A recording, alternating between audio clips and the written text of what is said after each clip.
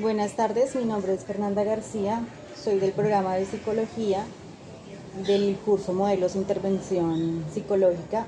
En el día de hoy vamos a hacer una entrevista referente a académicos eh, al profesional psicólogo clínico Eddie Bravo. Agradecer por su tiempo y disposición para la entrevista.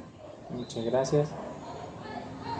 Durante el desarrollo de esta entrevista realizamos con mis compañeros unas preguntas orientadas en cuanto a las estrategias empleadas en acciones psicosociales del trabajo interdisciplinar y transdisciplinar, principios éticos y sus recomendaciones para nosotros como futuros psicólogos.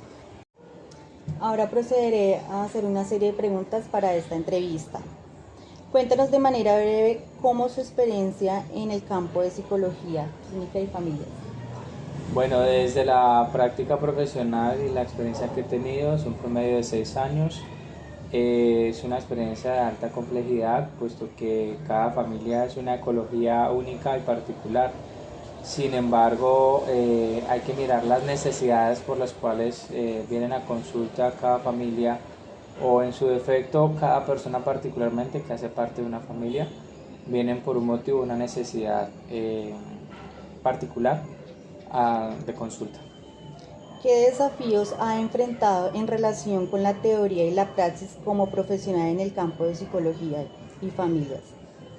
Bastantes desafíos, puesto que la teoría muchas veces se puede llegar a quedar corta en la complejidad del trabajo con familias o con personas de manera individual o particular. Si bien nuestras teorías son bases fundamentales del siglo XX hacia el siglo XXI, la tendencia del aprendizaje en el pregrado se queda muy cortos, entonces debemos sí o sí tratar de esforzarnos después de graduarnos y ejercer un posgrado o con el pregrado estar ejerciendo, a estar leyendo constantemente artículos e información académica o científica actual o vigente. No quiere decir que entonces lo que nos enseñen no nos sirva, por el contrario son bases fundamentales para el aprendizaje, pero a medida que encuentras la experiencia sientes que te quedas corto, sientes que sí o sí empiezas a buscar un feeling particular de intervención, en lo que llaman enfoque. Empiezas a notar que cuando, a pesar de que encuentras el enfoque, requieres la necesidad de seguir evolucionando constantemente, porque pues la sociedad es muy difícil o muy biopsicosocial y pluriparadigmática de abordar. Entonces cada enfoque tiene como sus beneficios, sus cualidades, sus particularidades. No es fácil al principio decir que tú te encasillas en un solo enfoque, empiezas a moverte demasiado dinámicamente, aunque pues siempre he sido más por la línea cognitivo-conductual de primera, segunda ola. Estoy en estos momentos, por ejemplo, formándome en tercera ola cognitivo-conductual. No quiere decir que el sistémico, que otros enfoques o humanistas o otros enfoques o gestálticos o otros enfoques en general no tengan sus bondades y sus particularidades o el sistémico como tal. Sin embargo, tiene referencia a uno un reto es que la teoría a veces se puede quedar muy corta y como estudiantes y como profesionales en el ejercicio no nos debemos quedar solo con eso, sino que constantemente debemos estar investigando, tratando de ir a simposios, a talleres, leyendo por autonomía propia. Si eso no se hace y nos quedamos solo con el rezagar del conocimiento previo aprendido, pues no vamos a ver una buena praxis. ¿Qué herramientas técnicas o estrategias le han dado mejor resultados al trabajo como con las familias? Bueno, con las familias, a pesar de que mi formación de pregrado es de la Universidad Santo Tomás y mi posgrado de la Católica, que muchos dirían que pues van desde ese enfoque de la mano, porque pues la Santo Tomás se caracteriza por un enfoque familiar, enfoque sistémico y al abordaje familiar, y pues la Católica es más individual hacia la tendencia humanista y de una pedagogía de educación en clínica cognitivo-conductual. He encontrado sus relaciones en sí, entonces uso a veces mucho técnicas de flecha descendente, uso todo lo que es la ecología de la proyección que usan los sistémicos de la construcción de genogramas, de familiogramas, He usado, pues me apoyo mucho porque lo que más atiendo es dentro de las constelaciones que llaman los sistémicos, aunque pues no lo llamo constelación, lo llamo composición familiar, todo lo que es relacionado a la ansiedad y la depresión. Entonces me fundamento mucho en la tríada de Beck, los cuestionarios de BDI-1 y BDI-2 o BY1, BY2 de Beck. Es un gran referente de ansiedad y depresión a nivel de enfoque americano. Y uso otras herramientas como las que ordenan por área de normativa, que son tamizajes como el SAT Person, como el Atlas Familiar. Uso también el SRQC, SRQY, BYI, entre otros que exigen la norma, pues por mi trabajo requieren. Porque pues desempeño funciones en una entidad médica o hospitalaria, entonces es un poco más exigente por tiempos, que eso es una limitante, tratar de dar una praxis digna, humana y pues con un abordaje directivo. ¿Cómo describe una intervención psicosocial en casos familiares? Las intervenciones psicosociales las describo desde dos parámetros iniciales, desde la necesidad de la estructuración familiar, cómo está compuesta, cómo está generándose esos factores predisponentes, precipitantes, desencadenantes en su eje y dinámica familiar, o el abordaje de manera individual de cada una de esas personas dentro del componente familiar. A veces no necesariamente se tiene que trabajar toda la familia, a veces un solo agente activo dentro del proceso familiar conlleva una mejoría de una dinámica familiar como tal. ¿Con qué campos interdisciplinares debe relacionarse cuando trabaja con familias? Bastantes. En mi campo donde yo trabajo, que como les comentaba era una parte de una institución clínica o de salud, no directamente salud mental, sino un hospital prácticamente. Tengo que trabajar con comisarías de familia, tengo que trabajar con CTI, con ICBF, tengo que trabajar con Policía de Infancia y Adolescencia, tengo que activar rutas en apoyo con trabajo social, con medicina general, sobre todo cuando me piden el llamado a interconsultas en el área de urgencias, para situaciones específicas, violencia de cualquier modalidad, sexual o de género, lo que normalmente son también situaciones que llaman códigos verdes en algunas instituciones, que es relacionado a patologías ya de base en situaciones de crisis como esquizofrenias, como a situaciones de conducta de riesgo suicida, fallidas. Bueno, se tiene que trabajar de manera interdisciplinaria, inclusive con neuropsicología, cuando trabajo familias o en específico niños. Debo enviar demasiado a neuropsicología, para mí es un pilar fundamental mis colegas especialistas en neuropsicología, porque pues en la zona donde estoy se ve mucho problema de desarrollo y habilidades en el campo escolar y cognitivas. Su actividad profesional, ¿con qué otras profesiones, entidades o instituciones se articula o beneficia? Nos beneficiamos mucho a través de las entidades estatales, municipales y departamentales que persistan y requiera el caso, ¿sí? Cada necesidad es particular, a veces como las que te nombré anteriormente son con las que más trabajamos, por consiguiente son con las que más nos soportamos. Con el campo público, pues las secretarías de salud municipales y departamentales, su formación, su capacitación que solicitan, sus auditorías que nos permiten pues mejorar en la calidad de acción humana. También es importante resaltar pues toda la ecología del sector público y pues entidades que competan a la necesidad del paciente en el sector privado. Cuéntanos de su experiencia profesional. ¿Qué principios éticos considera fundamentales para trabajar con familias? Siempre ser claros, el consentimiento informado es una carta magna vital, ya sea que tú estés con responsabilidad de trabajo con una entidad, que pues hoy en día todavía se llaman contratos de prestación de servicios, o que tú ejerzas de manera particular. Es elemental, es algo que de pronto muchas veces en el pregrado se ve, pero pasa muy por encima. y es necesario que se sepa uno construir un muy buen consentimiento informado, asentimiento informado, porque pues es la clave, o sea, es la puerta de entrada para hacer todo. Y ahí está la bioética de la no maleficencia, el secreto profesional, que pues solamente o sea, se debe romper cuando pues la vida de una persona está en riesgo, la de un tercero, bajo una notificación, bajo una orden judicial o que el riesgo sea inminente. Si eso no se deja en claro, inclusive desde el día cero, o sea, desde el primer contacto con la familia, con el paciente como tal, ya no estamos haciendo las cosas bien desde un principio.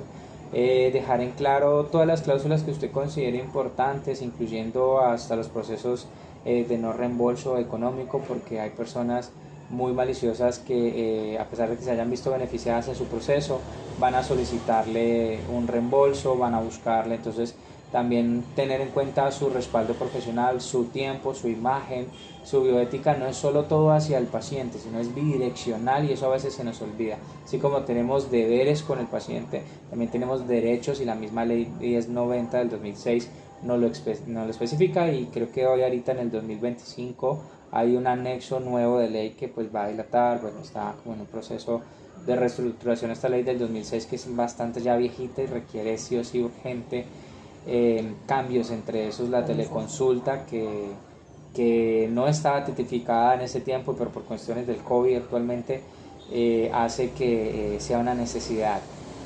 Cada vez nos estamos mudando al mundo digital, a la teleconsulta. Es un reto, no es nada fácil. Hay que formarse, no es nada fácil, no todo se puede atender por teleconsulta. Hay cosas que todavía sí o sí por nuestra ecología, nuestra dinámica social y humana se requiere este espacio presencial en físico para poder trabajar. Es un arte realmente trabajar de manera digital, pero pues ya se está viendo una necesidad muy alta, cada vez más amplia.